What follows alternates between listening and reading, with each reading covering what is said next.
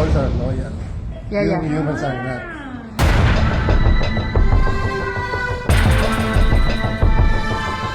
Ba't mo favorite yung American Bull? Of all. I told you, they're all stubborn.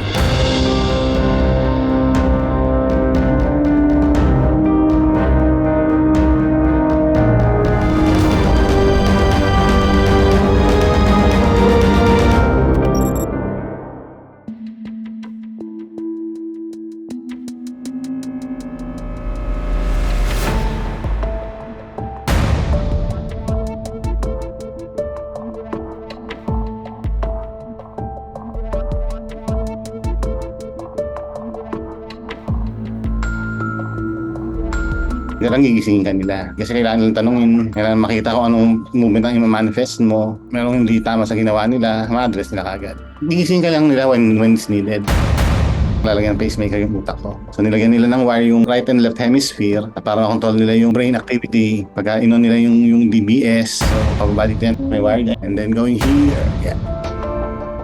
All dogs are loyal. Yeah. Humans are not. You were asking me, first tinatanong nila ako ng paborito kong kanta. Sorry kasi hindi ako marunong kumanta eh. Tapos nalaman nila kung ano yung pinagkakabalahan ko. Tapos yun, doon na nagsimula yun. Dogs are capable to be loyal. Kadalasan gising ang pasyente para makasigurado na sa tamang lokasyon ang ilalagay na electrodes para maiwasan yung mga sensitibong lokasyon ng utak. Ito yung mga parte ng utak na kumokontrol sa pagsasalita, pagkagising o paggalaw ng isang tao. So, ibig sabihin delikado kapag natamaan. May mga tinatanong o pinapagawa sa pasyente para masubok yung kanilang orientation.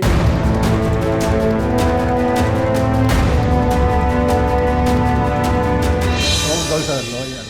Yeah. Humans are not.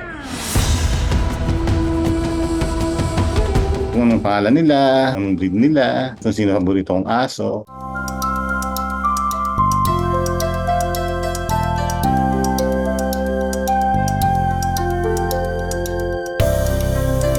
Ito po ay isang sakit sa nervous system ng katawan na unti-unting nakakaapekto sa kilos ng katawan. Ang mga pangkaraniwang sintomas ng Parkinson's ay yung panginginig, mabagal na pagkilos, paninigas ng kalamnan, at habang lumalala ang sakit, mas nagiging mahirap sa patient na kontrolin ang kanilang paggalaw. Kahit may Parkinson's ako, mga dogs ko nandiyan pa rin, napaka-loyal nila, di ba? When you have Parkinson's, you have to keep moving. You know, you don't kept me moving, kept me grounded, kept me moving every morning. This is one of the reasons why I'm still here.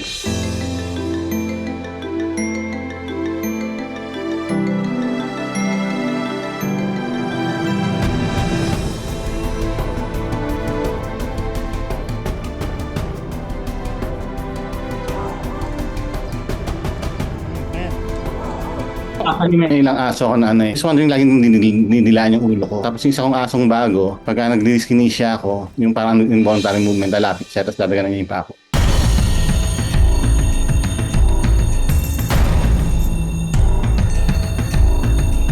So malaking benepisyo ang DBS sa pagkontrol ng simptomas at mapabuti ang kalidad ng buhay ng mga pasyenteng may Parkinson.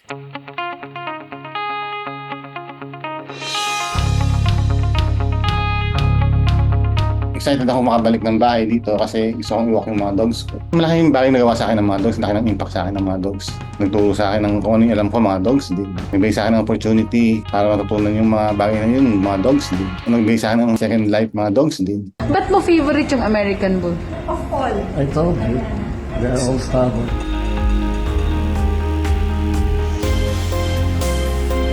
All dogs are loyal. Yeah. Humans are not.